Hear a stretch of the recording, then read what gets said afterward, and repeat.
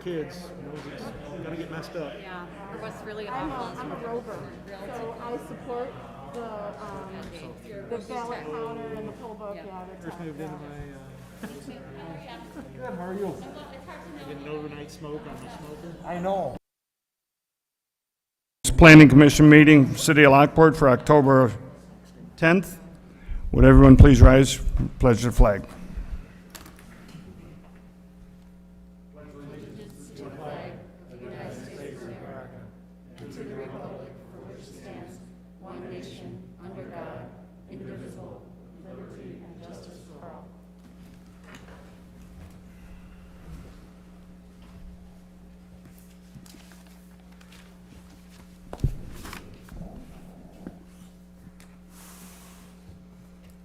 Kathy, would you do a roll call, please? You got it. Shepherd. Here. Likens. Here.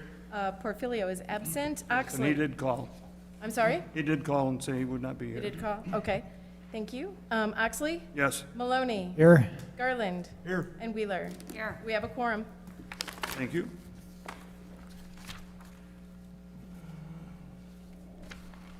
Do we have a motion to approve the minutes? So move. Any questions or comments? I have some changes. They're more to my likings than they were. But also, I would like to put in the minutes that the developer agreed to loop the water line and build the roads to the city specifications. For which case? For the silo bend. Okay.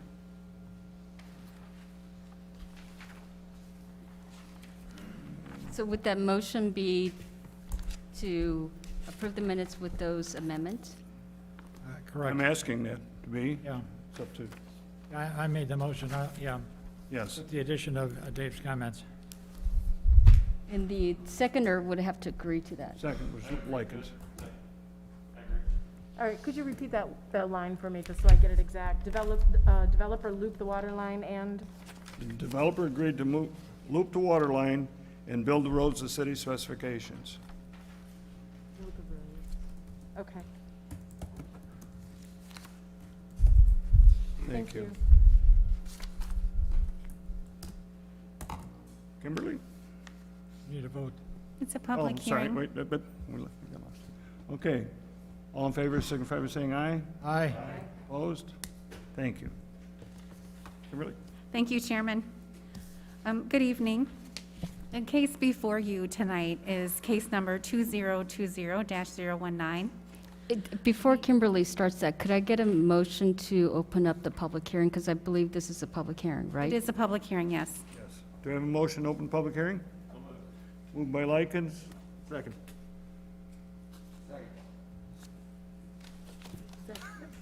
Thank you. All right. All in favor? All in favor? Roll call? Shepherd.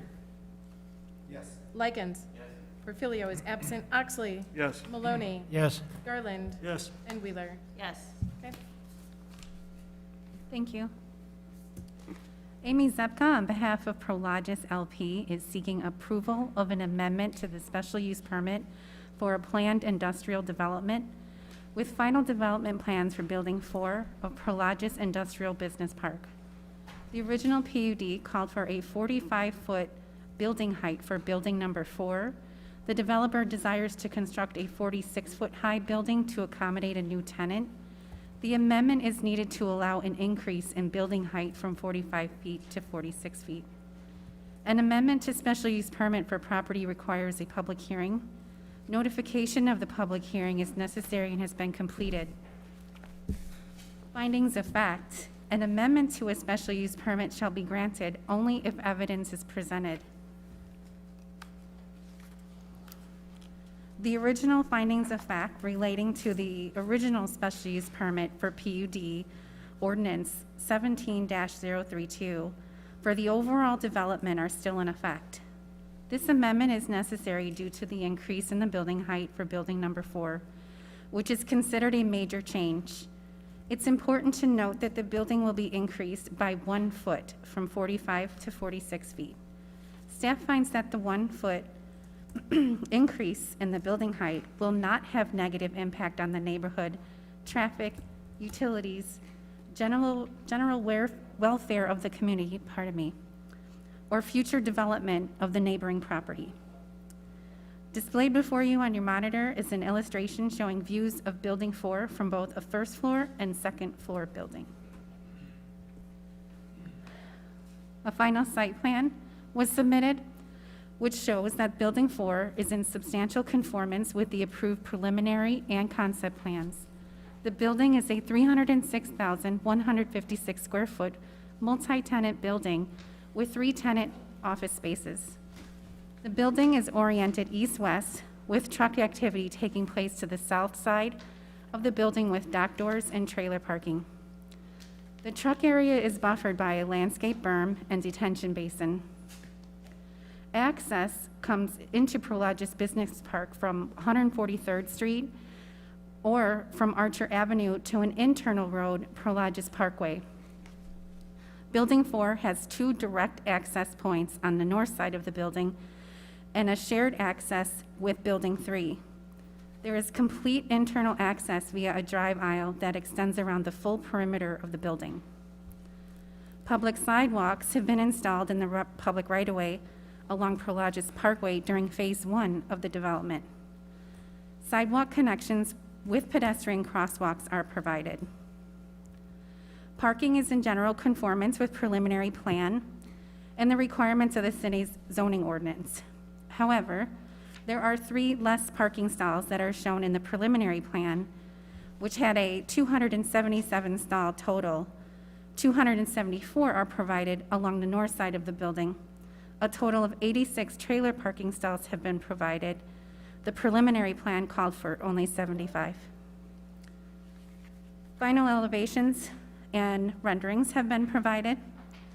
The final elevations show the building will be similar to those constructed in the business park, a precast concrete building with design elements such as accent panels with reveals and clear-story windows. At the entrances, more detail has been provided with metal canopies and glazing systems with aluminum frame. Building and color articulation have been provided, and the building will be LEED eligible and sustainable design standards will be used when feasible.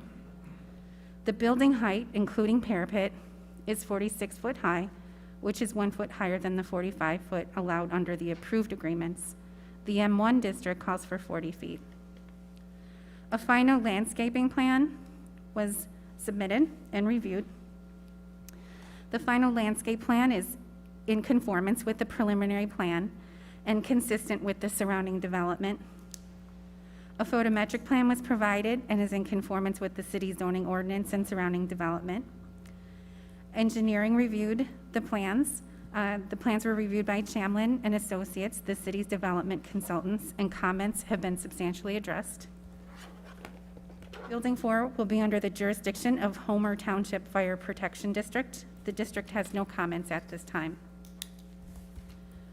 Should the Plan and Zoning Commission find the plans acceptable, the following motions are suggested.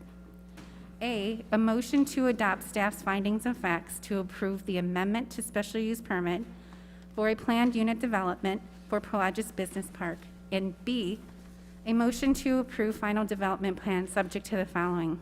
1, all remaining comments from Engineering Review Memo 2, dated November 4th, 2020, shall be addressed to include the following. A pre-construction meeting shall be scheduled with the Director of Public Works and Engineering or his designee prior to the start of construction activities. B, the applicant shall submit a financial guarantee for all public and private site improvements in accordance with the city's development code. And lastly, C, the applicant shall submit all required engineering review and inspection fees in accordance with the city's development code. This concludes staff's analysis, and the applicant is here this evening to address comments. Thank you, Kimberly. Is there anyone from the public that wishes to speak on this project? Hearing none. Any questions? Comments? Motion to close the public hearing? Did you want testimony or statement from the applicant? It's up to, no? Okay. Pretty straightforward. Does the applicant wish to say? Did you wish to speak, Amy? She agrees with staff. Yep, okay.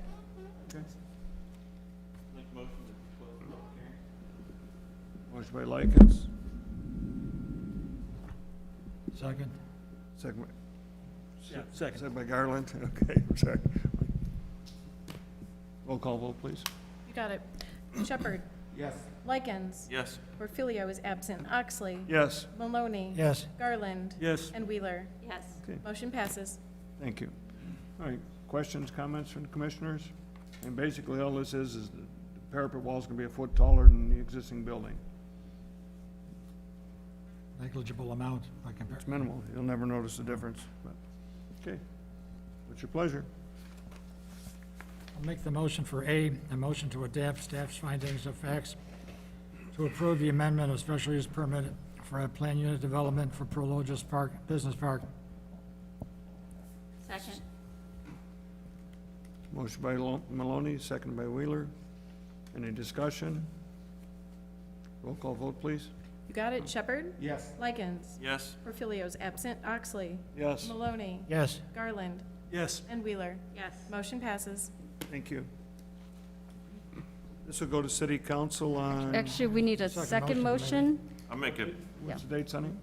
We need a second motion. I'll make a second motion to approve the final development plan, subject to the remaining comments from engineering review, memo number 2, dated 11/4/20, which shall be addressed to include items A, B, and C as listed in staff's report. Second. Motion by Likens, second by Wheeler. Roll call vote, please. Any discussion? Shepherd. Yes. Likens. Yes. Portillo's absent. Oxley. Yes, Maloney. Yes. Garland. Yes. And Wheeler. Yes. Motion passes. Kimberly, when's this go to council? December 2nd. This will go before city council, December 2nd, 7 PM in this room. Thank you. Kimberly? The next item on the agenda is also a public hearing. Do we need to reopen it, or are we still? Make a motion to open, need a motion to open the public hearing? So move. Moved by Maloney, second by Shepherd. Roll call vote, please. Shepherd. Yes. Likens. Yes. Portillo's absent. Oxley. Yes. Maloney. Yes. Garland. Yes. Wheeler. Yes. Motion passes. This is the Redwood development on Farrell Road, on the west side of Farrell Road, across from Broken Arrow. Thank you, Chairman. The next item is case number 2020-016. Kelly McIver of Redwood, USA has submitted final development plan for Redwood. Catch up on the slideshow for you. Thank you. A 30-acre, 159-unit residential apartment neighborhood for the property generally located west of Broken Arrow and east of Lago Vista, connecting to Farrell Road at Broken Arrow Drive. The request includes amendment to the special use permit for a planned residential development, amendment to preliminary development plan, and amendment to final subdivision plat, preliminary and final subdivision plat. An amendment to special use permit for property requires a public hearing. Notification of public hearing is necessary and has been completed. In addition to the required notification processes, the city has updated schedule information on dedicated Redwood page on their website and posted information about the hearing on their Facebook page. The subject property was previously known as Copperstone, developed by Monticello Homes in 2004. And upon approval of final plat and plan, development did not take place. In April 2020, a formal concept plan for a new development known as Redwood was approved by the City Council. Redwood is a residential development that includes single-story attached unit, single-family apartments. The development agreement, PUD, preliminary and final development plan, plat, must be amended due to the changes to the preliminary plan as follows. There has been an increase in the number of total units from 140 units to 159 units, as well as a change in ownership type. The original plan was for attached owner-occupied townhomes. The current plan is for attached rental homes. The physical size of the units is similar between the two plans. The development will be a private neighborhood, including private streets and on-site management. The roadway network has been modified to reflect Redwood's product type and better align with the city's site planning guidelines, utilizing shorter blocks, no cul-de-sacs, planned connectivity to adjacent parcels, and rear-loaded homes facing the main entry drive, creating a more walkable environment with continuous sidewalks and additional bike paths. Stormwater layout has also been modified to reflect the new roadway network, as well as contemplate improvements to relieve flooding issues that are occurring on the east side of Farrell Road, on the property to the north, and in the drainage area between Lago Vista and Redwood. This is an amendment to the special use permit for a PUD. A special use permit shall be granted only if evidence is presented to establish the following. A, the proposed building or use at the particular location requested is necessary or desirable to provide a service or facility which is in the interest of the public and will contribute to the general welfare of the neighborhood or community. Staff finds that the proposed special use for a planned residential development meets the standards established in section 156.144, planned residential developments, and the proposed site layout is consistent with the city's design guidelines, Appendix A in the zoning code, to include short block lengths, views to open space, park areas accessible to all residents, pedestrian connectivity off-street, bike path loops, and building orientation with front entrances facing the street, and in many cases, garages located on the back side of the units. B, the proposed building or use will not have a substantial adverse effect upon the adjacent property, the character of the neighborhood, traffic conditions, utility facilities, and other matters affecting the public health, safety, and general welfare. The proposed development should not have a substantial adverse effect upon adjacent property.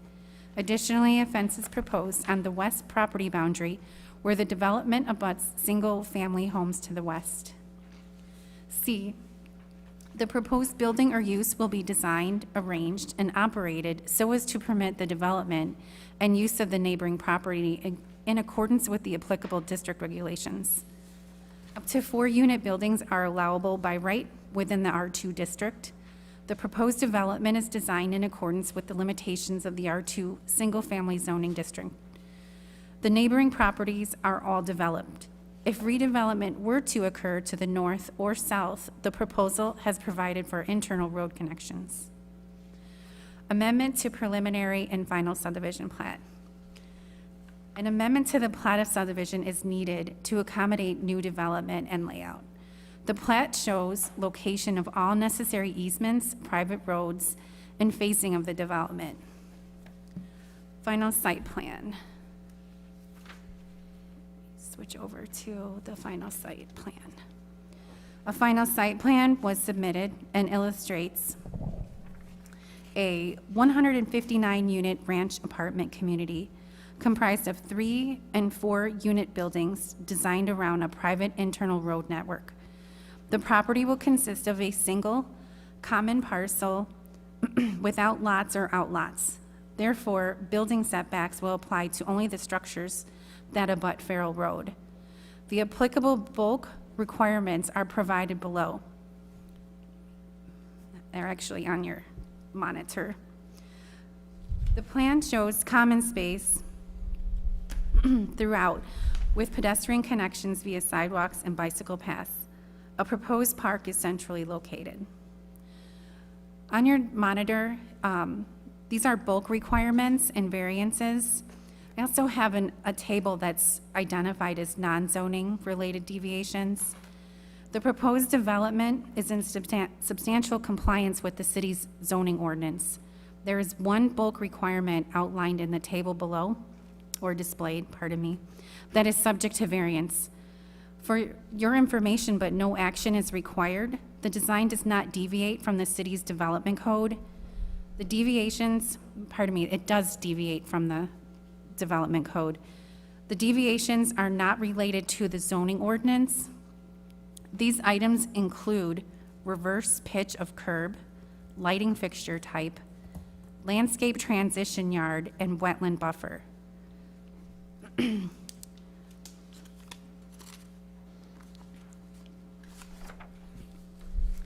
can see that I've separated them between the variances and the deviations. So staff is requesting one variance from bulk requirement. Street access. Access comes from Farrell Road at the intersection of Broken Arrow Drive. A traffic study was performed from Farrell Road at the southwest corner of the site. According to the traffic study, a traffic signal at Broken Arrow Drive is not warranted.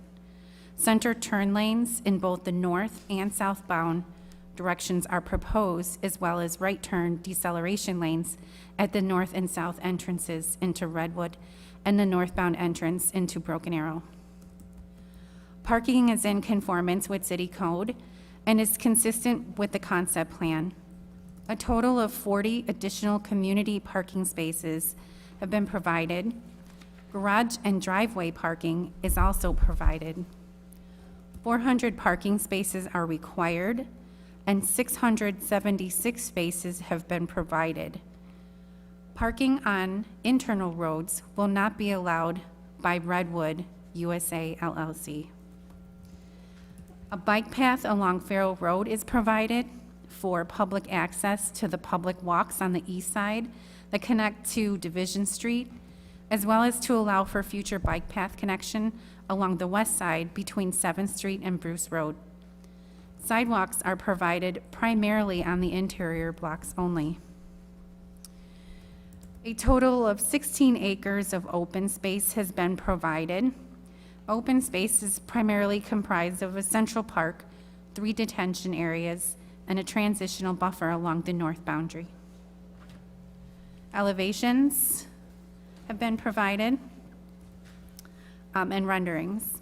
The elevations show that the models of ranch-style attached units, certain models are rear-loaded with an alley and front porch with columns and railing in the front yard, allowing access directly from the sidewalk in front of the home.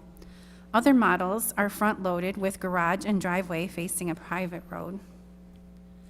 The proposed architectural material palette is consistent with the annexation and development agreement that was originally approved in 2004.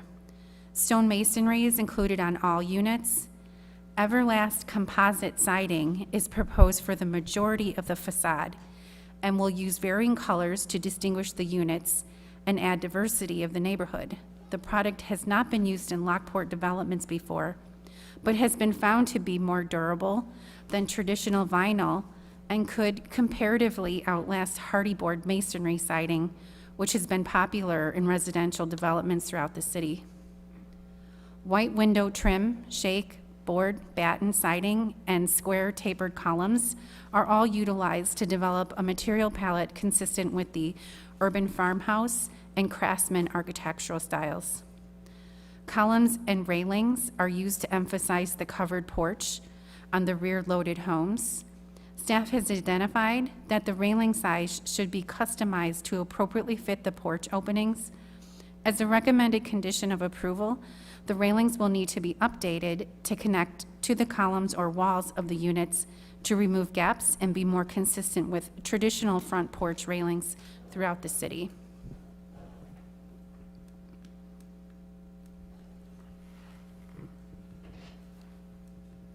The landscape plan is displayed on your monitor. A final landscape plan has been submitted and reviewed. The plan is generally in conformance with the city's landscape ordinance. The plan includes the overall landscaping schematic and typical sections of various components of the development. The plan includes a landscape buffer proposed along all 4 boundaries of the development, A typical section of the buffer showing a portion of the buffer will include a solid vinyl fence along the west boundary. The fence style and material was developed in association with Lago Vista Master Board and Property Manager.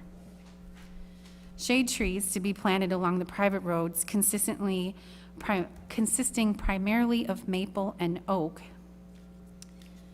Foundation plantings consisting of small shrubs along the front and side facades of the units. Additional landscaping at the entrance with a freestanding sign. A park pavilion, designed seating areas, an array of trees, and a large turf field to be located in the community park, and pond aerators and a naturalized planting edge in the stormwater basins. Note, the foundation plantings are comprised mainly of smaller shrubs and perennials without ornamentals or shade trees. The proposed shrubs sizes do not meet the code minimum of 24-inch height. As a condition of approval, foundation shrubs, not to include spreading shrubs that do not mature above 24 inches, shall be implemented at minimum 24-inch height at the time of installation. The plan shall be revised prior to committee of the whole meeting, reflecting this requirement. Additionally, sod will be required in all front and side yards and frontage areas along Farrell Road and should also be identified on the plan. A deviation, which had been displayed previously in the table from the development code. A deviation is requested relating to the required 75-foot vegetated buffer strip from wetland buffer that is reduced to 48 minimum with a 75-foot average buffer. The wetland is under the Army Corps of Engineers jurisdiction, and the applicant is seeking a letter of no objection to any wetland impacts. City staff directed the applicant to maintain as much of the woodland area as possible in the northwest corner of the site as supplemental screening for the north neighbors and the Lago Vista residents. A vegetated buffer yard area of nearly 30% more than the required will be provided. Engineering update will come from Bob Schmoody of Chamlin and Associates. Bob, if you would please provide a report for the PZC. Yes, thank you. One of the deviations that's engineering related that Kimberly had mentioned previously and is in the table is that the developer is requesting a modified 23-foot back of curb to back of curb road section, private road, with a modified integral curb section and depressed curb at all driveways to conform to their federally mandated FHA design standards for accessibility. City staff and the city's consulting engineer have coordinated with the applicant on this item and come to an agreement on its detailing and inclusion in the project and the plans. Engineering staff comments have generally been addressed. Any remaining staff comments from review memo number 3, dated November 4th, 2020, will need to be addressed prior to the committee of the whole. This will be a condition of approval. I also want to point out the stormwater benefits that the Redwood subdivision is bringing to the area. They're providing 17.86 acre-feet of stormwater detention. This includes 3.5 acre-feet of excess storage, more than what they're required to provide, in order to more than make up for the existing 3 acre-foot deficiency in stormwater detention currently in Broken Arrow subdivision. Overall, the stormwater management of Redwood creates a 90% reduction in stormwater runoff that's going to the west to Lago Vista. That's 90% of less than the existing undeveloped condition, and 15% reduction in stormwater management to the northern tributary drainage way. That's all I have. Thank you, Bob. A deviation for street lighting is also being requested. The lighting will be a hybrid of both building-mounted and pole-mounted lighting fixtures. A photometric plan was provided, however, does not illustrate the hybrid lighting. An updated photometric plan will need to be provided by committee of the whole meeting. The site plan was submitted to the Lockport Township Fire Prevention District for review. The fire district has no comments or concerns at this time. Signage A freestanding sign is proposed at the north and south entrance. Pardon me. The sign package is included on sheet L2. I believe I have that. There we go. In sheet L2 in the landscape drawings, the base of the sign will match the masonry being utilized on the homes. A request had been made during the concept plan phase for Redwood to consider removing the word apartments from the sign. Upon review with their legal counsel, their trademark required the inclusion of the term with limited flexibility in the arrangement and text included.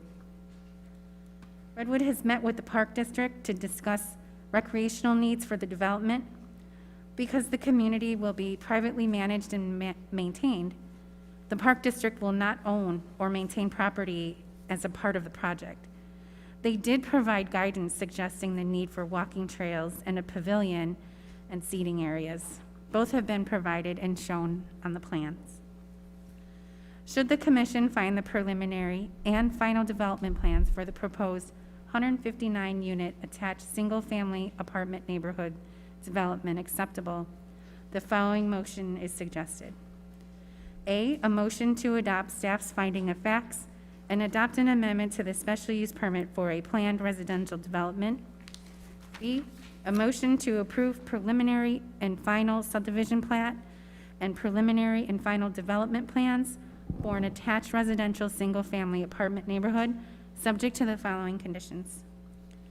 1, railing sides should be customized appropriately to fit each porch opening, connecting to the front porch columns and building facade.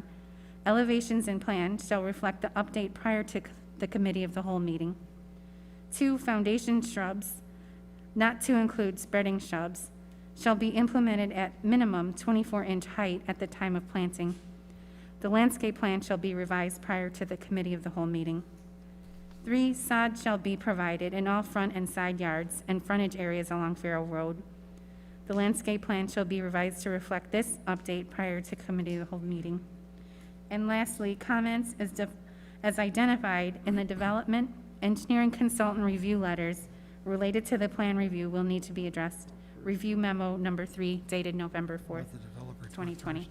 This concludes staff's analysis, and the applicants are here this evening to answer your questions. Just before we get to the testimony of the applicant and the, any public comment, what was presented to the members of the Planning and Zoning Commission, if the commission decides to approve ultimately the final plan, were 2 motions that sort of vary from what Kimberly has presented, that if the commission finds the amendment to the original preliminary plan and also approve the final plan, there will be a motion A, a motion to adopt the findings of fact as outlined in staff memo and recommend the approval of the amendment of the special use and the amended preliminary plan as being consistent with the intent and general design of the approved concept plan that was already approved.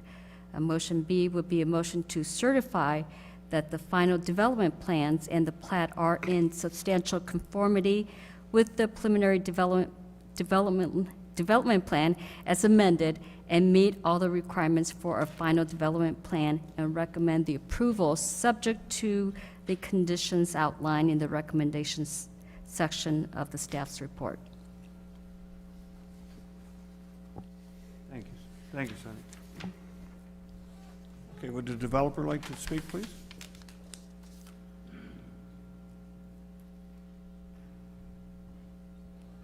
Do you need to swear me in? Yes. If you could state your name first. I'm Kelly McIver.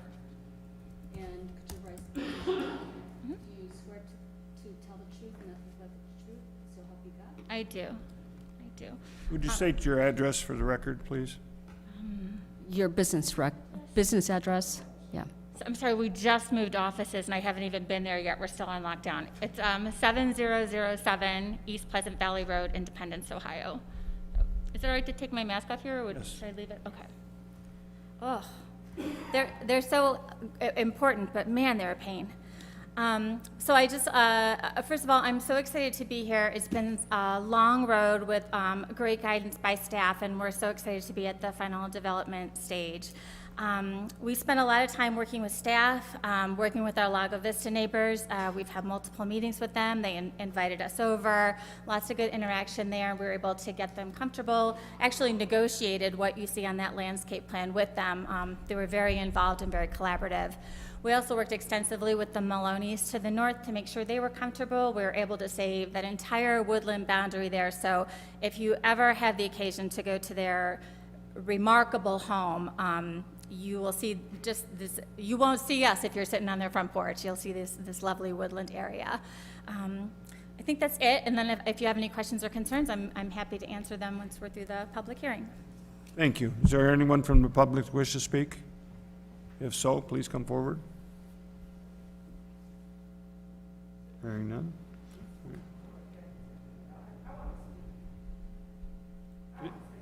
Please come forward to the podium.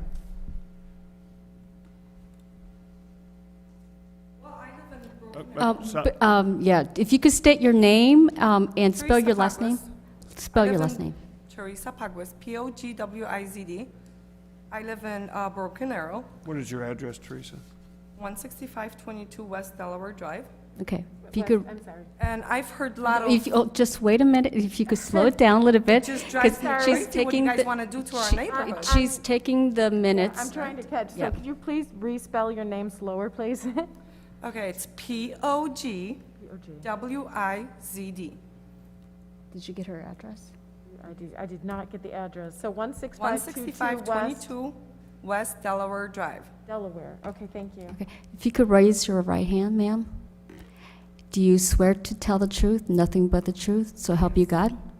Yes, I do. Okay, and if you could, I think it would go a lot smoother if you wait until the person asking you the question finishes with the question, and then you could respond. Thank you. Thank you, Teresa. Go ahead, please. Okay, well, I've heard a lot of private this about all this across the street from the Broken Arrow. Will they have private schools as well? Because my kids go to schools in Lockport, and it's already overpopulated. All these people you're gonna bring there, what are you gonna do with all the kids that are already there? Are you gonna build a private school for them too? Well, the formula for that is, I believe it's 11 students per 100 houses with an apartment complex of this Well, nature. it's overpopulated already. Well, that's high school, so you have to divide out from K through 8 and then go through that. So, and the schools have looked at this formula, and Lance is familiar with them, he's met with them. Well, And they're of no concern, because actually we have a diminishing enrollment starting. And just Because the to grade note, schools are lower. This is in Fairmont District. It is not in 33C, just to clarify that. oh, well, okay, I live in Broken Arrow, and, you know, Broken Arrow has only one exit. So this will be a big traffic. My kids walk to school. I mean, it's gonna be dangerous for them. And also, you know, we pay over $8,000 for taxes, and then here we go building all these new properties. I mean, I moved here to have my kids better schools, better everything, and then you're trying to do this? I think it's Well, and baloney. you have that. The Fairmont School District has capacity for 300 students right now. Well, what are you talking about? Aren't they gonna go to Lockport High Schools? Well, yes, So they they're gonna live will. across the street from my house, but they're not gonna go to Lockport High School? Yes, they will that also, but. Exactly, and did you see how many people in Lockport High School is there? Yes, I know it very well. There's But- 2 high schools because it's Yes, there is. overpopulated. Yes, there's always been 2 high So schools. you're gonna put all these other houses in there, where are you gonna put all these kids in? Well, our formula is 11 students per 100 houses, so basically you're gonna get 25 students out of this. It's already overpopulated, and you're gonna Yes, put but you're- 25 students over? You're getting a diminishing enrollment because of transition. So the grade schools are less populated now than they were 2 and 3 years ago, as is Homer School. At Homer School, with the last development we had of 259 houses, had no comment, and they can accept the enrollment. So, Okay. so there's the facts. Can I ask you a question? Pardon me? Can I ask you a question? You can ask me anything you want. Where do you live? I live in Lockport. Okay? Are your kids already grown up? Yes, all three of them went to Okay. District 92 and What Lockport would High you School, do and got if a that great was happening education. across the street from your house? I can't hear you when I'm talking.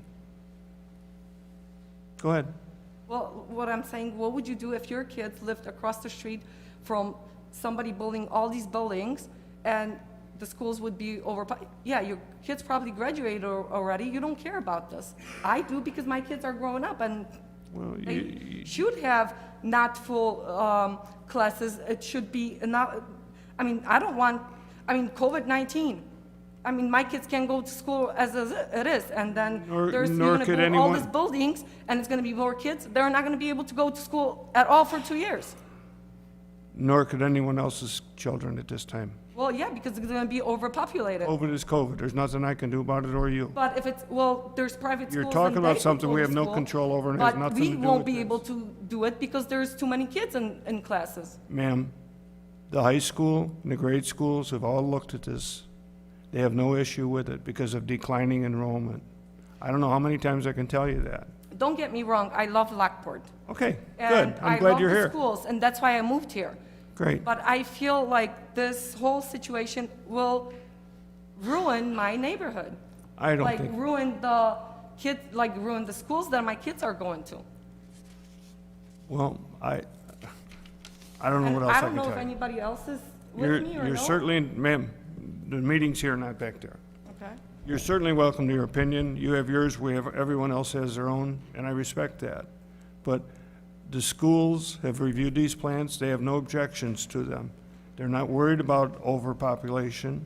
They have declining enrollment at this time, and the high school is going to transition down to lower enrollment because the grade schools have less that are going to the high school. So it's really gonna work out. Because if there was a problem, the schools would have that formula and be here, and they don't have a problem with it. So, I have one more last question. So what about our taxes? We pay high taxes in Broken Arrow. Me Okay? and my husband are paying over $8,000. Are they gonna go down because of this development, or I what? doubt that. I mean, they never go down, you know that. Well, why not? Well, We got that's, all these you- other. that's a question for your Homer Township tax assessor. All right, well, Now, this development, as portrayed here, will generate considerably more property taxes than it is now as a farm field. So the property tax generated by this development is going to be considerable. I guess what I would add to what the commissioners have said is, because these have private streets and the developer is taking care of the maintenance, there is no cost to the city to maintain those streets and snowplow, just like you enjoy in Broken Arrow.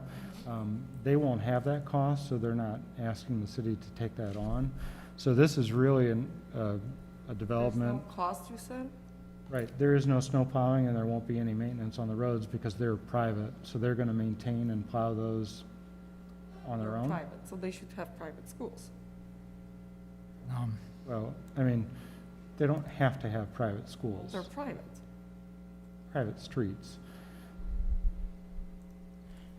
They'll still pay taxes. Right. Okay, they still let's move pay forward taxes. here. Let's move forward. Well, Still thank you gonna very pay much for pro- your Thank you very much, Teresa. This development will be comment. paying property taxes to Fairmont School District and to Lockport High School.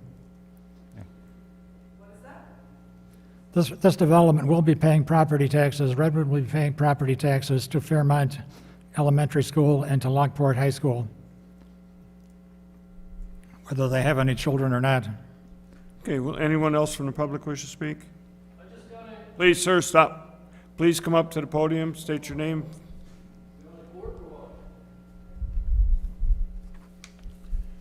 Please state your name and address for the record, sir. I'm Teresa's husband.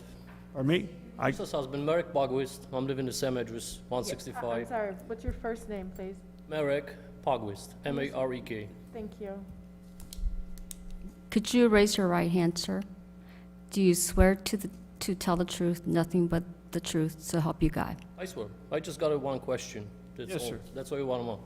I'm the construction worker, and we moved to Lockport like 4 years ago. And the Farrow Street, it's busy like every single year. Every year it's busy and busy. And my one concern is about access to a new subdivision. Just, you can't put the lights right on the access to a Broken Arrow.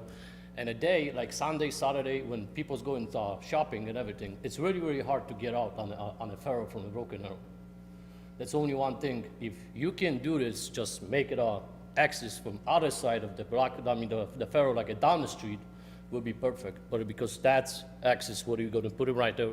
It's not a good solution. It's only one thing what I wanna ask you guys for. Thank you. We have an engineer here that did a traffic study. He can explain that better than I.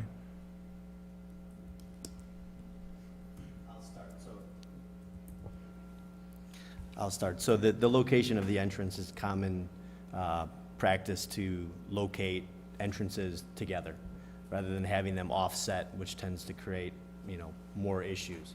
So that's why the entrance aligns with Broken Arrow.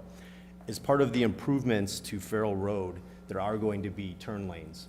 So whereas now there aren't, there's going to be a left turn lane into Broken Arrow. There's going to be a right deceleration into Broken Arrow, and the same mirroring geometry with a left turn lane into Redwood and a right-hand deceleration lane into Redwood. There's also a second entrance, the way to get in and out of Redwood further to the north, is about as far away as we can to the north within the property.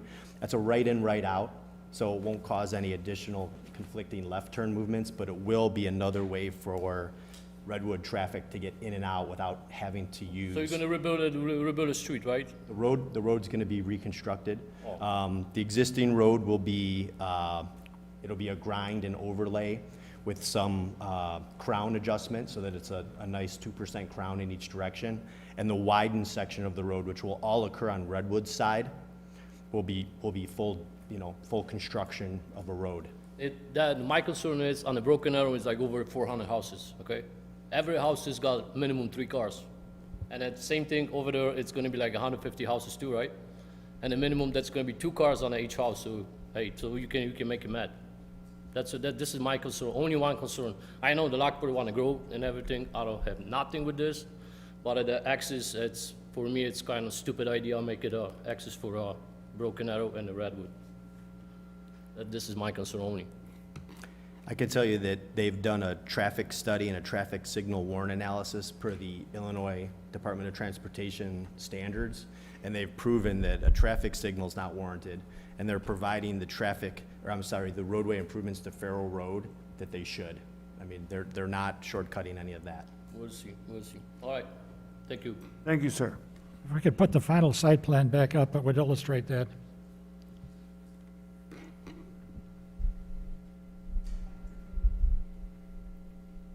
There it is. It shows the deceleration lane and the turn lanes on there.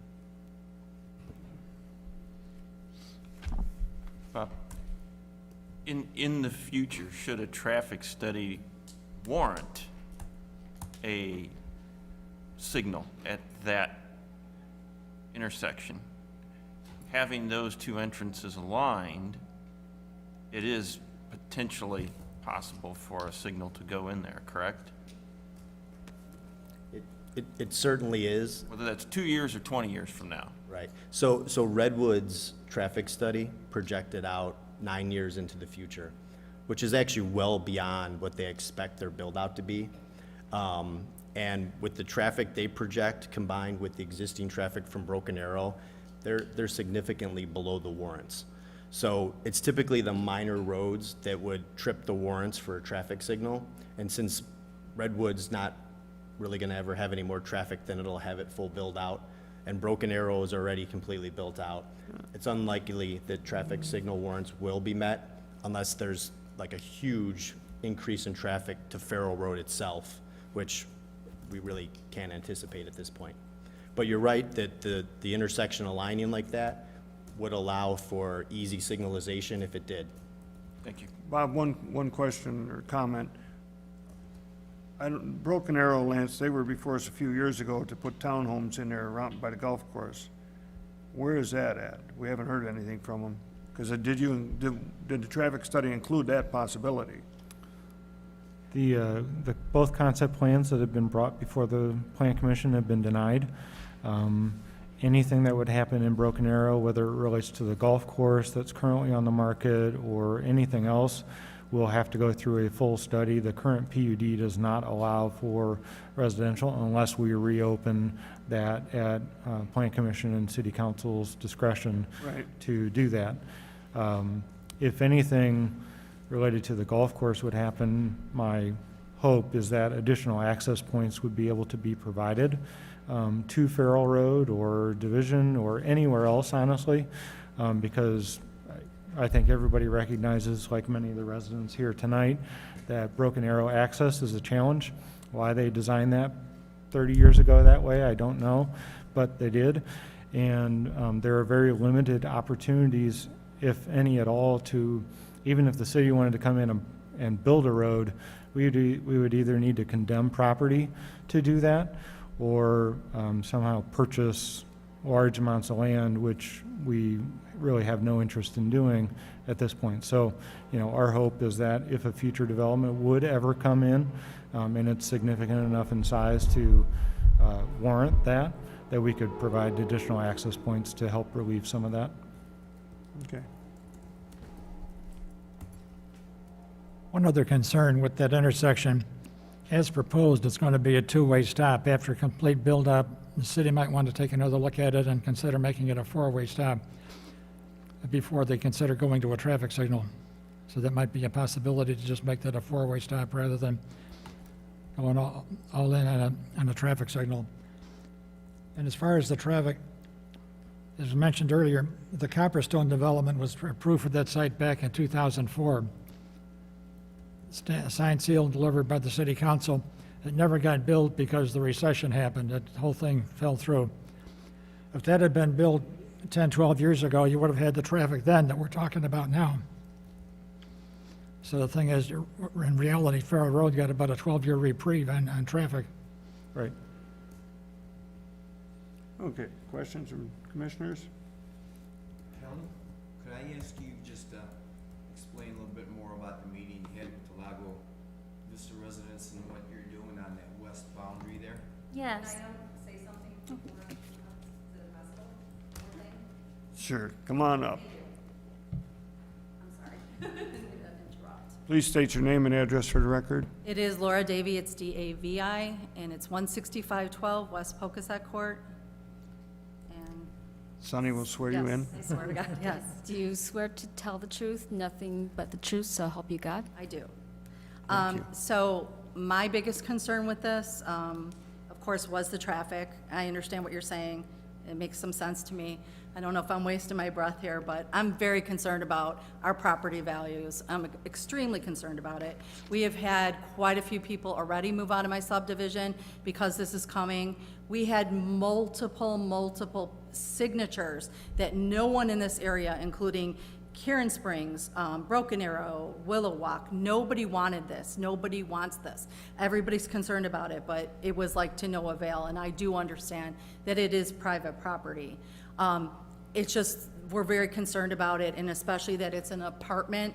Not that I lived in apartments, I'm sure we all have, but because it's an apartment area, there's gonna be people coming and going. Crime right now is horrible. We all know this, and being that it didn't get developed because of the recession, this seems like a really crazy time for this to be coming in. When people are foreclosing on their houses, they can't afford to live anywhere. Why would you pay? And I don't know if this is still true, but the last meeting I went to, they were saying upwards of $2,200 for rent, which is more than my mortgage that I pay on my house, which makes 0 sense. So what is that who's going to move in here?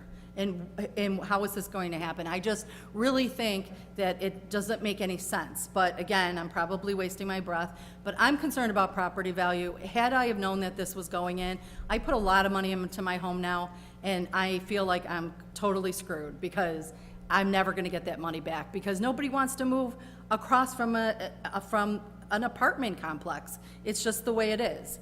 And that's it. I mean, you have the Legacy Ranch right next door, which is an amazing thing that came for our community. And, it's just, I just think it's a shame. I think it's a shame that I've been here for 18 years, and every single inch has to be something, and I know it's always about money, because that's all anything is. But it's just, as a person who's going to be here for at least another 5 years, I'm concerned about my property values, and I'm concerned about crime. I'm concerned about, you know, how many times has the police been called to those new apartments? I don't know. But I'm sure it's a lot more than in normal, you know, a community where people are living in their homes. We had somebody in Broken Arrow that they had a foreclosure where people came in and were busting down, you know, locks to get into the house. I mean, there's a lot of crazy stuff going on right now, and I just don't feel safe with something like that across from me. And that's basically what I wanted to say, but I appreciate you guys listening, so. Thank you for your comments.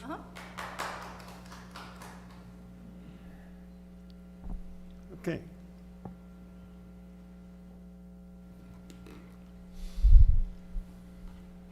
Before I answer your question about Lago Vista, I did want to address the last concern about property values and what the neighborhood will look and feel like if we're able to build out our community, if we are permitted by the city to move forward with our application. We talked a lot in the first few meetings and at all the neighbor meetings that we've had about who our residents are. And across our portfolio, about 70% of our renters are empty nesters, and most of our residents come from within a 3-mile radius of the neighborhood. So they are already people who are in the community center. They're already people going to the library. They're already people, you know, in the Orange Theory of the LA Fitness. Because they're empty nesters, there's not a lot, you know, once your kids grow up and move out of your house, you might still be coaching the Little League baseball team. You might still be volunteering at the library, but maybe you don't want to deal with the maintenance of a home, the property values of the property taxes of a home, those sorts of burdens. And with the housing market being the way it is, even if you could find a house to downsize, the costs involved in downsizing are quite extensive. There's closing costs, there's your closing costs on your new home, your closing costs on your existing home, all those costs that are involved. And then you still have the property taxes, right? So it's not, so the people that are here are people who are looking for a way to stay in Lockport, and this is an age-in-place solution that will allow you to stay here. We control who our residents are very tightly. We're FHA compliant in all our rental practices, and everyone who's over 18 and lives in one of our apartments needs to appear on the lease and go through the application process. And every single person goes through a credit check, a background check, a rental history check. So if you've been evicted, we won't rent to you. If you have a certain number of DUIs, we won't rent to you. If you have a felony assault conviction, any sort of assault conviction, we won't rent to you. And so in that way, we can control who's in our neighborhood more tightly than a single-family subdivision who may not address that in their declaration, in their HOA declaration, if they have an HOA, and in a city that hasn't created a rental registration or a rental control program yet. So the people that you see here, again, they're already people who are living in Lockport, and they are tightly vetted so that when they move into our neighborhood, we can guarantee them the peace and the quiet and the comfort that people are looking for. We have a very low incidence of crime rate. In fact, among the 30% of our residents that aren't empty nesters, you frequently find people with odd sleep hours because we're so quiet. So you've got hospital personnel, airport personnel where you're near airports, and it's not unusual to see emergency personnel living in our neighborhoods. There are several of our neighborhoods in northwestern Ohio where we have a significant amount of police officers living in our neighborhoods. It's just a quiet, comfortable, safe place to live. The other thing I wanted to talk about a little bit is property values. I know that's always a concern. I know we've talked about it before, but some of this information might be new for some of the people who are here. I think we presented some studies from MIT and from Harvard talking about how even when you're next to Section 8, which we are not, there's nothing wrong with Section 8, it's not a program that we do, we are all market rate apartments. Apartments don't tend to have a negative or a positive effect on your property values. They tend to have no effect. We also presented a study from a place in Michigan. In that neighborhood, we were going into a subdivision where there were condos and single family, and then this part of the neighborhood had not made it through the downturn in the mid-aughts. And that's where we wanted to go in there. So we were inside a subdivision, and people were very concerned about how that would affect their property values. And so the township had an appraisal done where they went and they actually looked at not only just apartments, but actually redwood apartments. They went to redwood neighborhoods throughout Michigan and looked at the property values of the homes near them and how being next to a redwood neighborhood had affected those property values. I asked if we could help, and they said, no, you stay far away. If we call you, we'll call you if we need you, but hands off for you. And that study also showed that being next to an apartment, and specifically a redwood apartment, had no impact on property values, negative or positive. So I hope that is some comfort. I also want to remind everyone that we have a portfolio of over 13,000 apartment homes. So when we share this information, it comes from a really big sample. The commissioner was kind enough to talk about how most of our neighborhoods, we have 11 students per 100 apartment homes. That comes from a huge sample, 13,000 homes. So when we say that, it's a meaningful number with a lot of history behind it. All right, so Lago Vista. So we had several meetings with Lago Vista, with the homeowners and with the sub-association, with Jack Hannigan and Tony Lostrocio. So we met on site. We met with some of the homeowners to talk about drainage and how we would help their drainage issues, and then their concerns about what they would be looking at. And then Tony and Jack and I had several meetings over Zoom after we were no longer in person to talk about what the landscaping looked like and what they would like to see. We don't like to do fences. We like landscaping as your barrier because we just think it's prettier and it's lower maintenance. But Lago Vista had some concerns. They just had some concerns about how there might be some crossover, which there isn't. Our residents are average age is 51. There's not a lot of cutting through backyards or things like that, but we always try to be good neighbors. So they asked for a fence. We found a couple different, they described to me what fence they want. I sent them one, and they said, we don't think that's it. I think at one point they had shared that with Lance. We went back to them with several other fence specs, and they said, put this one in.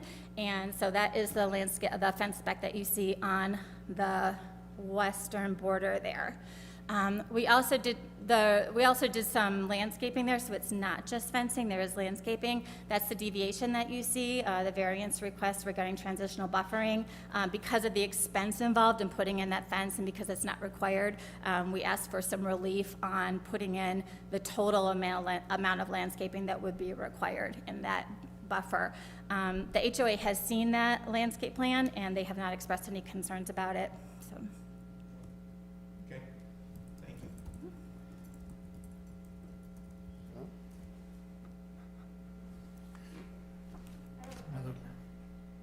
Come on up to the, Please come forward. Please come forward.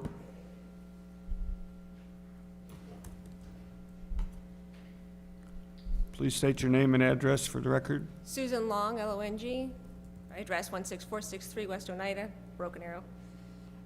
My question is, how do they control? Hold on, Susan, I'm please. sorry. Raise your right Oh, hand, I'm please. sorry. Do you swear to tell the truth, nothing but the truth, so help you God? I do. And please repeat your address, I'm sorry. 16463 West Oneida Drive. Got it. How are they going to control the people that are living in these apartments? For instance, I can rent an apartment, and all of a sudden Johnny starts spending the night. Johnny now moved in with me. How are they going to control who's all living in these apartments? Last time I was here in April, are we still planning on doing a month-to-month rental? Are we concerned about people coming in, registering their children for our schools, districts, and then moving out in a month? And is there any talk about maybe giving law enforcement or people in the public works lower rent so that it feels more secure in that area? I know I used to have a Lamont police officer living next door to me, and it was really comforting to see that police squad car in the driveway every day. And I'm sorry, but I'm not understanding, are you also doing landscaping along Farrell Road? Oh, I'm sorry. I think those were my questions. Thank you. She'll address them. Okay, thank you.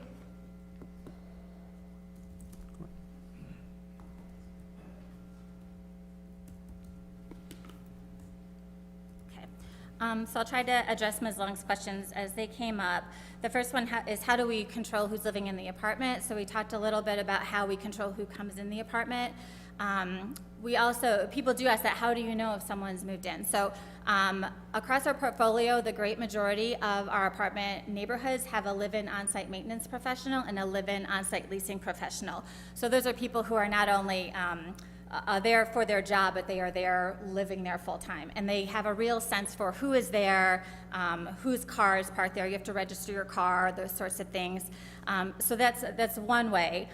The second way is we do regular inspections of both the interior and the exterior of our apartment homes, and we get called inside to do maintenance calls. And there have been occasions where you go into a home and it's, you see there's like something on the couch that's not supposed to be there, or an indication that someone who is not on the lease is living there, and then we address it that way.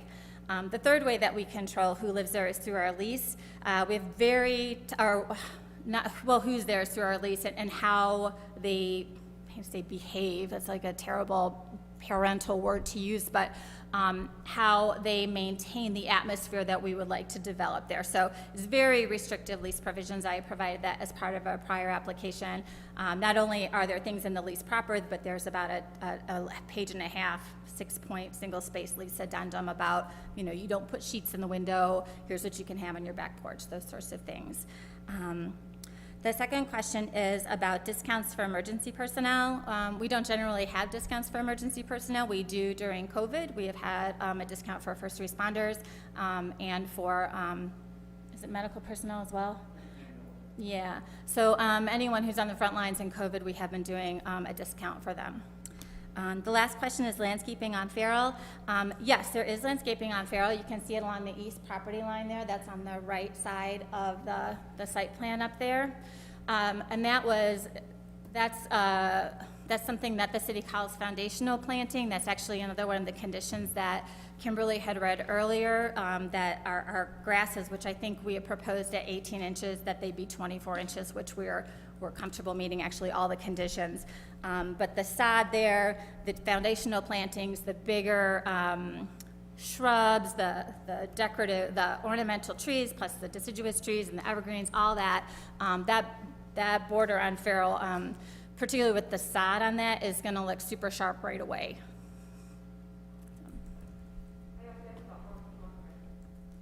Oh, month-to-month rental. The average term of our lease is 1 year.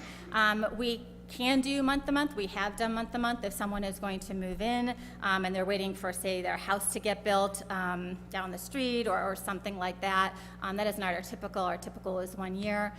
It's not unusual to have people stay 5 to 7. I think the average stay is 3 and some change at this point. So yes, we do month-to-month. It's not our standard. It's only in specific circumstances. And those people must still meet all the income requirements, the background checks, all those sorts of things. So. Can you guys do something if you go in an apartment and you see that people are abusing it or things aren't going the way they should? What can you guys do? Well, when you violate the lease, there are eviction proceedings that you could go through. I'm not up to date on how you evict someone, but we own everything we've ever built. We've been building since 2003. We own everything we've ever built. We are a property management firm. What I do is the smallest part of our business. Those leasing professionals, maintenance technicians that I talked about, those are the meat of our business. So if someone is damaging the asset, that's pretty serious stuff. We don't tolerate that. I don't think it happens that often. I mean, with our target demographic and the income requirements and the tight on-site control, generally all our neighborhoods are quiet on the inside and on the out. That was mentioned before. What would be like an average monthly payment if somebody was going to rent? The average right now is between $2,100 and $2,300. And I say the average is the whole range. It depends on which apartment home you're in, like the size of the apartment home, whether it's on the end or in the middle, whether it's backing up to this beautiful wetlands area or one of the ponds, or whether it's backing up to a street. So you'll find some rents on either end of it. It's averaging out right now at $1.62 a square. That is less aggressive than Highlands has, so I think it's probably conservative. But since we are new to the Illinois market, and we want to make sure that we are being conservative so that we can guarantee that we are successful. Okay, thank you. Scott, questions, comments? Following on the landscaping, question on the alleys. What is the surface material between the garage driveways? Is that grass or mulch or? I think it's river rock. It's river rock. Was there any consideration to add trees in those alleys, those back alleys, to reduce the heat island effect back there? No, we had not given any thought to putting trees back there. It's kind of tight for trees. You're planting the trees in river rock. I don't know that that's the best environment for them. And I think we exceed the landscaping requirements of the city already throughout the neighborhood. I think even with the little relief on the west side. So we're pretty lush in places that people are actually going to see. Those are just alleys to access the back door of the front porch unit. So I don't know that there would be too much visual benefit to having it back there. Okay, well, it's a suggestion. Thank you. And I appreciate I understand the architectural style where we're in an agrarian setting here, melding with suburban, urban areas. So you've got that urban modern farmhouse style that you've established. And I think based on what we saw on the first go-around and where you are now, certainly you and staff have worked hard to, I think, up the game on the architectural detailing. I think you're definitely getting closer. There are some details in here that I think are odd, I guess. I don't know if you've seen the MI Homes Silo Bend renderings and styles of those homes, but those are very well done in terms of detail and symmetry and scale and proportion. Some of these, just looking at some of the renderings, there's... Kimberly, could you put the renderings back up on the... There's just some odd details, I think, where... Thank you. It was one of the first ones. Keep going, Kim.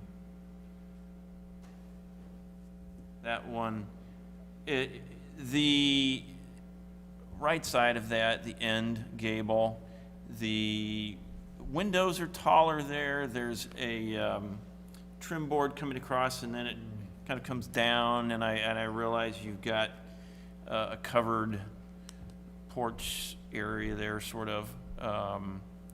Just some odd detailing.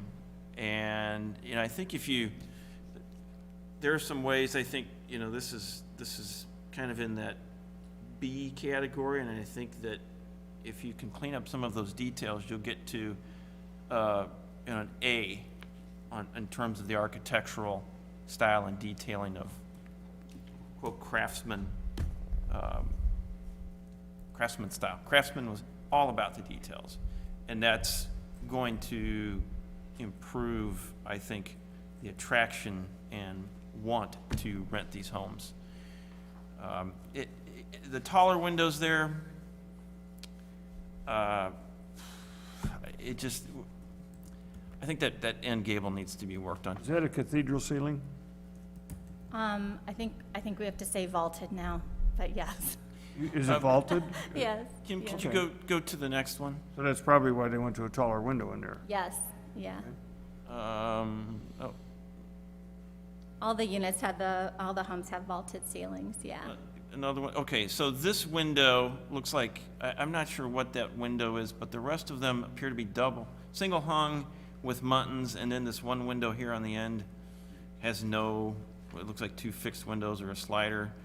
There's some discontinuity in the window styles there. I would also ask, the little gables above those bays, did you study a shed form as opposed to a little gable that's really out of proportion with the big roof? A suggestion relative to if we want to get to true craftsmen. Next one, Kim. Let's see what else I was looking at here. The railings. I know there's a piece in staff's recommendation. Those railings, it really makes it look like a home and attractive, and it is a sign that's where the front door is, but those railings need to go from column to column, and having a gap there doesn't make sense to me. There are a few styles in here where you don't see the front door. The front door is at the side, and some of the sides have little columns that are kind of not proportioned right, and then other ones on the opposite side of the building don't have columns, and I was wondering about the reasoning for that inconsistency. Are those the sunroom units, the sunroom homes? It was a 4.5, 4.6. There's no, there's no labels that I can see on these. I'm just looking at sheet numbers, 4.5 and 4.6. I don't see a style name on these. Oh, this is the forest, and you're on 4.5? 4.5 and 4.6 are, I think, similar. Are these the ones that have the alley? No, those are the Haydenwoods with the front porch. Okay. So, This might be a side entry garage, yeah, I'm just, which is why it looks like that. if you're driving down the street and you're looking at the front elevation, you really don't see a front door. You don't see an entrance. You just see two garage doors. So, from an architect's perspective, I'm picking on you, so take it with a grain of salt, but I'm gonna say it anyway. I just, you know, I live in Lockport, and I want this to look as good as you can make it in your budget. And I realize, you know, every project has a budget, but you're close, and if you can just, and good detailing doesn't have to cost a lot of money. Sometimes when you simplify the roof forms and the elevations, you can have a better looking building than too much, I guess I would. But that's my comments on these elevations. And let's see, one more item here. How long have you been using Everlast siding? Maybe a couple years. We don't use it a lot. We use it where a municipality has a preference for hardy over vinyl. The reason is it's a better product than hardy. If you've seen the sample, it's thick, it's color fast, it's warranted. If you get a hailstorm and you get a ding in it, you're not gonna see it. It's easy to repair. So we generally use vinyl, which is not a problem for us because we maintain our product in perpetuity. But where we have to, where a municipality expresses a preference for hardy, we try to explain the benefits of Everlast and use it there. Sure, I looked at it, Lance showed me the sample, and yeah, it looks very durable.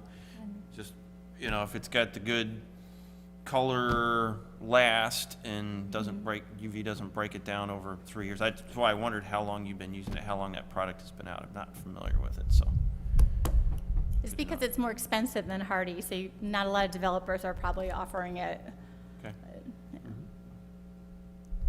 I think that's it.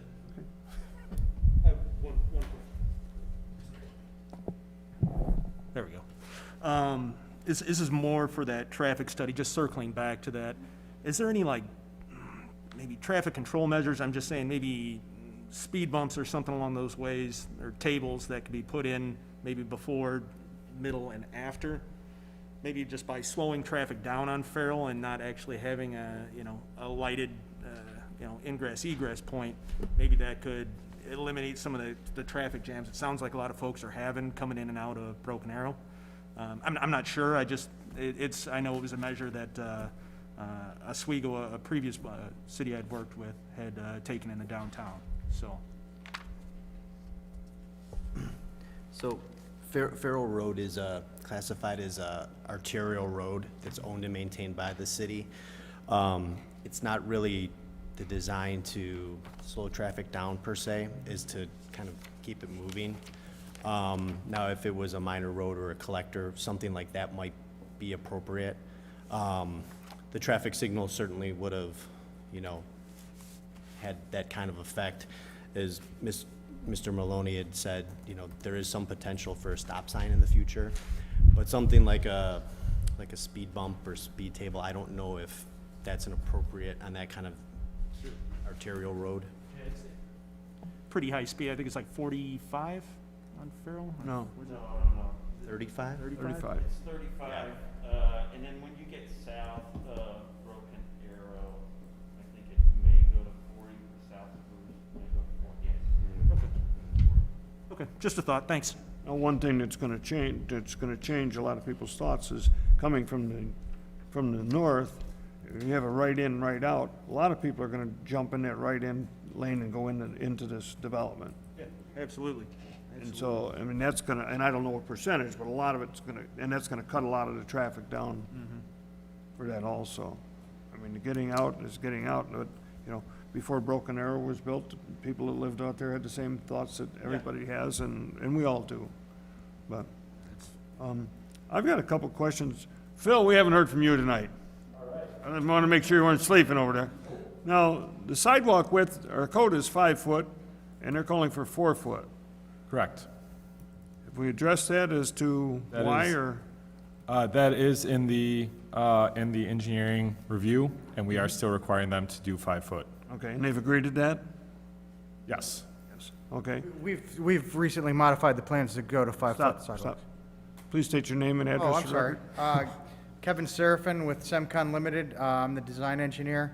2280 White Oak Circle in Aurora, Illinois, 60502. Okay. Could you raise your right hand? Do you swear to tell the truth, nothing but the truth, so help you God? I do. Thank you. So we've modified the plans to accommodate a 5 foot sidewalk. Okay. Those changes have already been made. And typically sidewalks are required on both sides in subdivisions, but you're going along with the same thing as Lago Vista, one side, and that was put in because of what they had to contend with in other subdivisions, what they're competing with, but you're going to the bike path. What is the front yard setback from the sidewalk to the to the garage? In most cases, it's 22 feet. 22 feet. Yes. It's consistent with Parker Ridge, it's consistent with Pueblo Point. We have a number of different subdivisions that do have that distance back from the sidewalk. In this Well, particular. You know where I'm at on setbacks, and that doesn't fly with me at 22 feet. A car's 18, pulls up to the garage 3 feet away, you're 21, you're on the sidewalk. Now, is there any money set aside for a future traffic signal? Because we've seen this with warehouses, other subdivisions where there was supposed to be money set aside, and it cost the city $300,000 to do it, and we only had $100,000 set aside for it from developers. I think we'll certainly take that under advisement as we continue with the annexation agreement discussions. Why is the taxpayer to want to pay for it when it comes down? I think that should be settled before it comes here and before it goes to city council.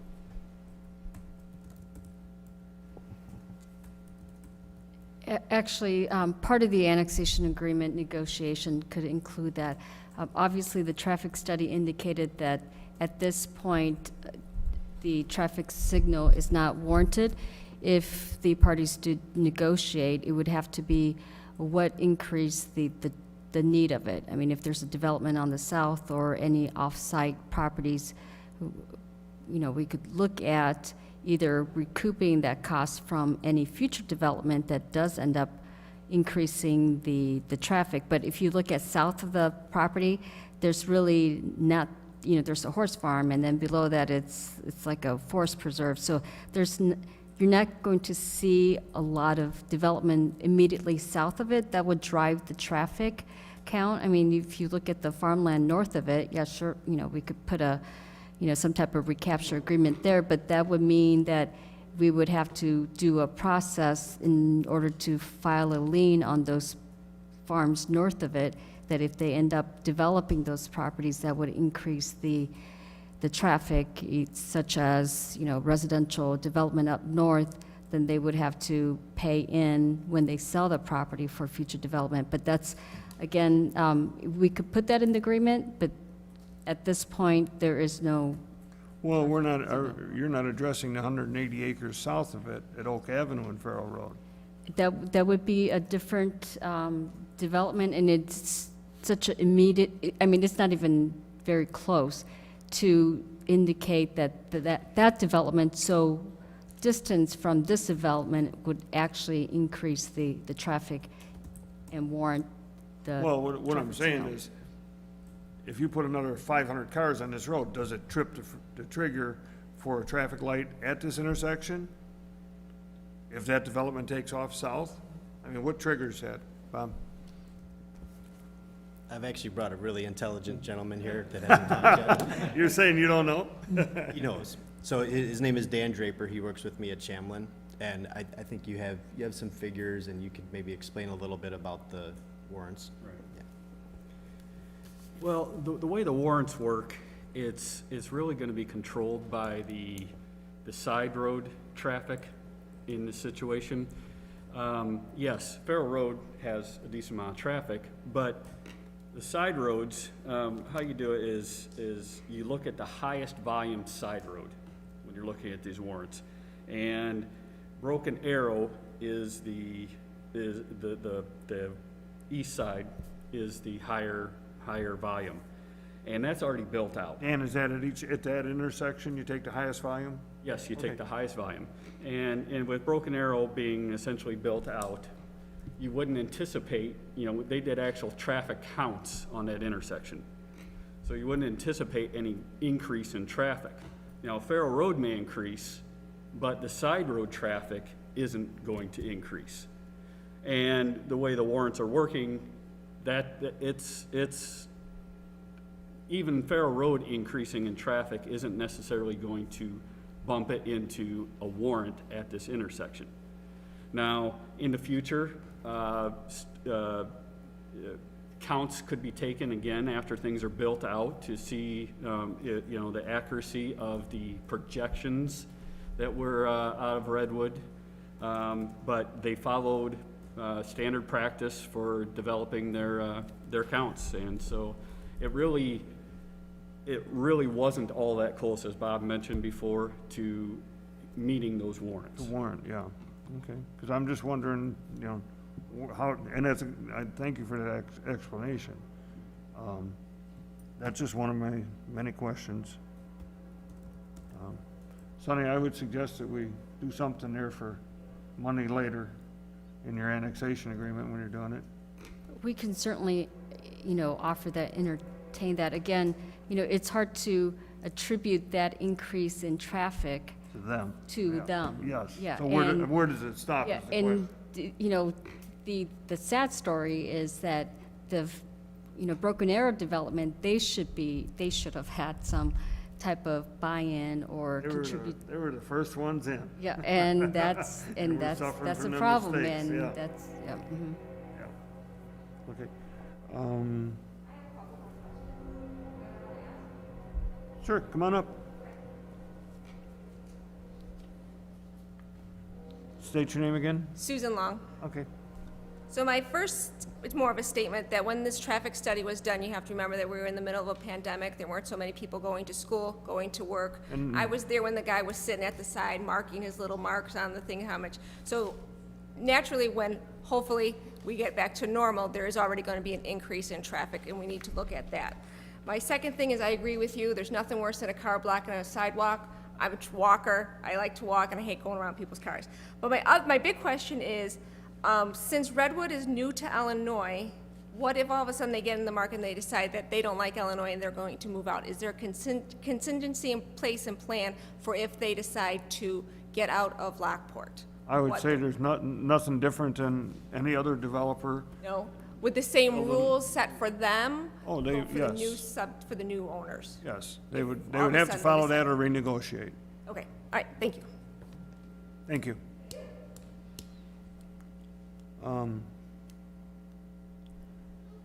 Kimberly, you mentioned something about the light poles. The light poles aren't the same as everywhere else in the city, or what's, Perhaps engineering might be able to shed more light Bill, you're up again. on this. With regards, You were too quiet over there. We had to get you moving, you know. We brought in a ringer for the traffic, so I thought that.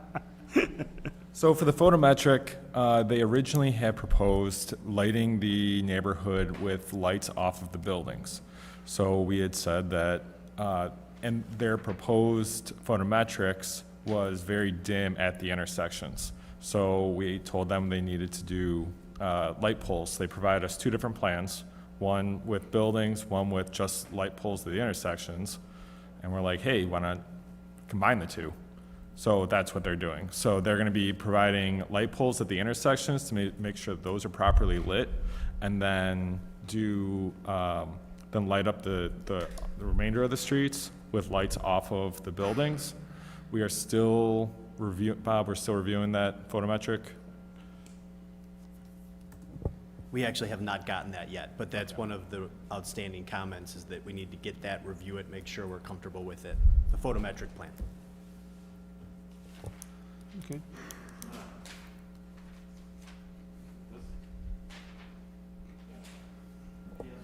Yeah, I think what's in your report may be either one or both of the, like, the alternative plans that Phil described. So there was the only on the building lighting, and then there was meeting the city's zoning requirement street Right. lighting. And there's a hybrid lighting plan that's part of the engineering plans that looks pretty good. We just haven't seen the updated photometrics of that hybrid plan.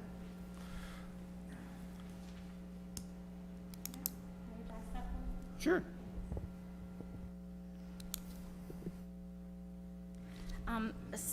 So with the photometric plan, usually we do light off the buildings.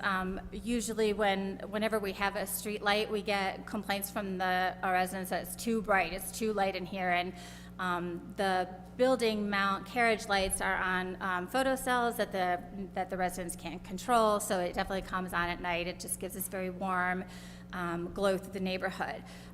But when the engineering comments came back and said, no, that's very fine for you, but we would still like some streetlights, I went to the ordinance and I looked at what it said, and it just says you need to have one streetlight per 300 feet, I think, and then at different intersections.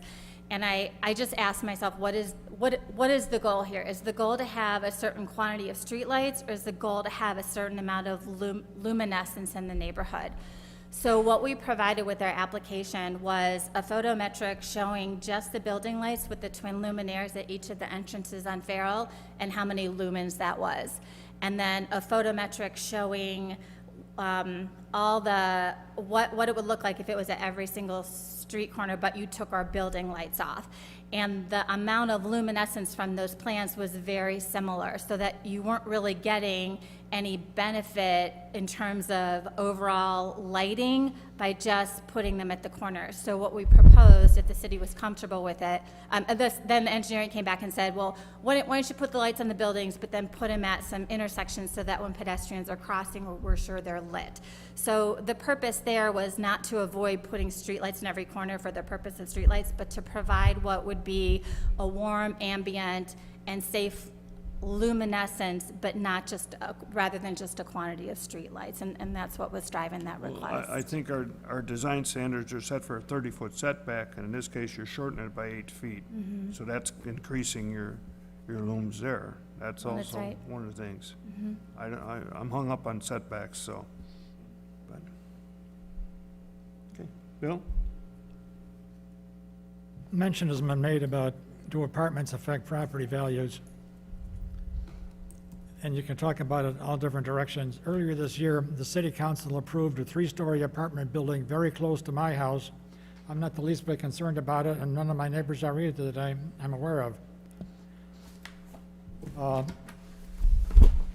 of the other things you hear around town is, why can't Lockport have a Pete's Fresh Market, a Bertillo's, whatever you want to name?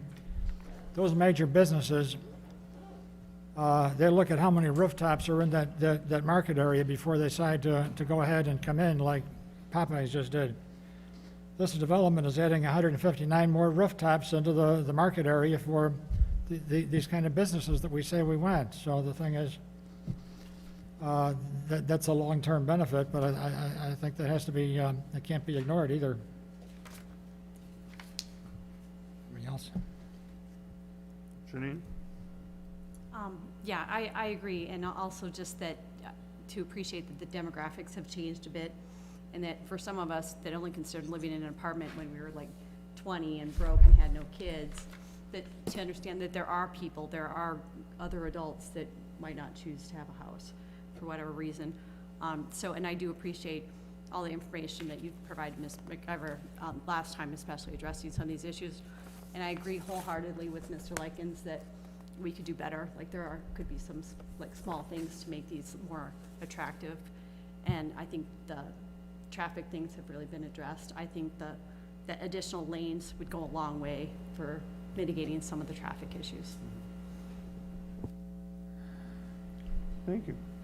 Okay, any other, Mr. Shepherd? Kelly, so this, I would imagine you definitely have a good landscape contractor that will maintain all these plantings so that this site is kept looking very nice, and so is that your guys' plan to have a landscape under contract, a contractor? Yeah, we'll have a local landscaper come in, and we do have a set of landscape standards, like it has to be mowed to this length, it has to be, the pre-treatment on the weeds, all that the cycle of keeping a neighborhood looking nice. I think we're also required to post a maintenance bond for the landscaping for the first growing period or such. So not only do we have a long-term plan, but the city will require us when it plans to provide trees that take and shrubs that are healthy. Okay. Okay, thank you. Phil, you had another comment? Yes, Maybe we shouldn't have woke you up over there. Oh, I did want to address Ms. Long's comment about the COVID traffic counts. So they actually did 2 traffic counts, one in March, one again in September. And in both cases, we had them add 25% to the counts to account to the less traffic through the areas. And we asked a number of industry experts, and they all agreed that that was appropriate for the times. So we did take that into account, and we were trying to make sure that we had it all configured. Thank you, Phil. Okay, any other questions or comments? I have one more comment. I'm so sorry to keep everyone. I just wanted to talk a little bit about our driveway length, since it is of such concern to you. First, I wanted to point out that we do have 4 parking spaces for each home, which is 2 are in the garage, so there's some places there. And then the average car length is less than 15 feet. That's from mechanicspace.com. We're looking up our stats here as we go. So the average car, and yes, there are trucks, but there are also, when you look at the average car, the average car is smaller than that. Second, we actually have improved upon the original concept plan that was approved by the Planning Commission. There were a lot more driveways that were just 20 feet, and we're able to extend a lot of them to 22, where I think we're probably at the max of what we can do right now, but we are aware of that concern and have tried to address it. I wasn't here for that meeting. Okay. It was in March or April. Yeah, he bailed Are you out. okay? Stuck me with it. Are you okay? I'll never be okay. Fair. Just say it. Kelly, there's a lot of pickup trucks in Lockport, and he's got the biggest one. Yes, 5 of them, yes. I did also want to say, I hear everyone's comments about the architecture. We will take another look. I do want to point out that we have made a lot of effort on the architecture, a lot of upgrades at staff request and from Planning Commission and City Council's request. I hear what you're saying, and we will definitely take a look at that, but I did want you to know that there has been a lot of effort put into them, so. Thank you. Okay. Come on up. Come on up. Susan Long again. I just want to say I've lived in Lockport 25 years, and downtown Lockport has improved greatly from when we moved into where it is now. It is so nice to have some place to go and dine that's not, McDonald's or Burger King. Not that there's anything wrong with that, but it's just nice. You guys have done a great job, and you should all be great. Thank you very much. Thank you. Hey, keep talking. Okay, do we have a motion to close the public hearing? So moved. Moved by Likens, second by Shepherd. All in favor, signify by saying aye. Aye. Okay. What's your pleasure here? I would make a motion to adopt staff's finding of facts and adopt an amendment to the special use permit for planned residential development. He's reading the wrong one, Did I I do think. that right? The yellow sheet. What did my, You got the yellow sheet, Scott? shoot. Sorry. There you go. Motion A. Wrong one, sorry. Robotic Back up. sheet. I make a motion, first motion A, to adopt the findings of fact as outlined in staff's memo and recommend the approval of the amendment to the special use and the amended preliminary plan as being consistent with the intent and general design of the approved concept plan. Sorry about that, Sonny. It's okay. Screwed up. Okay, do we have a second to that? One second. Second by Shepherd. Yes, sir. Any comments? I do have one comment. Commissioner Porfinio is not here tonight, and he emailed some comments and questions, and they have all been addressed, and Lance said talk to him also, so I'd like that in the minutes, please. Okay, any questions, comments? Roll call vote, please. You got it. Shepherd. Yes. Likens. Yes. Porfilio's absent. Oxley. Yes. Maloney. Yes. Penn. I'm sorry. Garland. Yes. And Wheeler. Yes. Motion passes. Sorry about that. Thank you. Okay. Item B.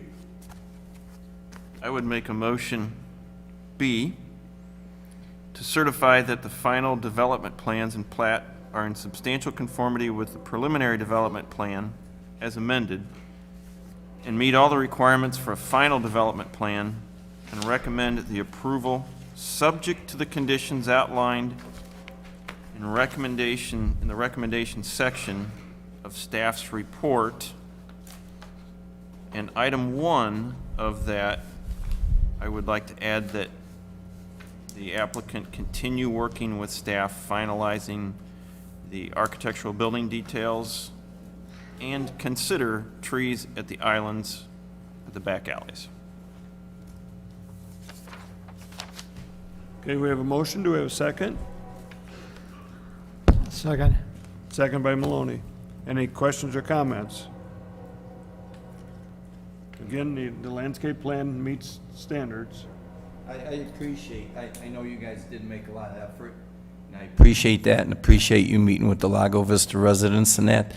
Our main concern was really a lot of the drainage issues and some of the, and I appreciate that you explained more about how you get people in there and where they come from and that you're pretty stringent, so I appreciate you stating that. Speaking of drainage issues, Ken, it's going to lessen the effects on Broken Arrow over there. That pump will disappear. Yes. And you have less maintenance, and Phil doesn't like that pump. So, any other comments or questions? Roll call vote, please. I'm sorry, did you second? Yes, he did. Oh, Bill did, I'm sorry.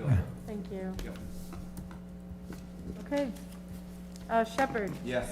Likens. Yes. Portillo is absent. Oxley. Yes. Maloney. Yes. Garland. Yes. And Wheeler. Yes. Motion passes. Thank you very much. Okay. Next is new business. Do we have any new business? Old business.